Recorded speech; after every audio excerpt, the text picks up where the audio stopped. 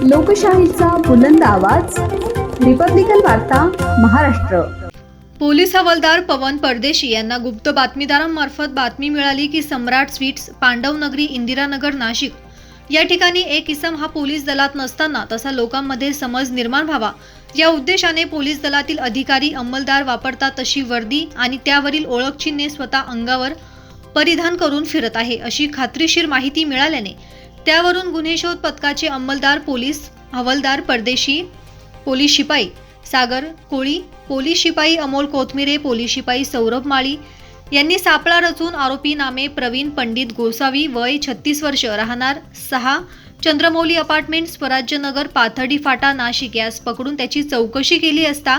त्याने सदर ठिकाणी उडवाउडवीची उत्तरे दिल्याने त्यास पोलीस ठाणे येथे आणून त्याच्याकडे अधिक चौकशी करून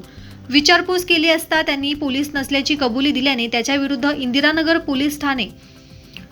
येथे गुन्हा रजिस्टर नंबर 212/2025 भारतीय न्याय संहिता 2023 चे कलम 205, 318, 2, 319, 2 प्रमाणे गुन्हा दाखल करण्यात आला आहे।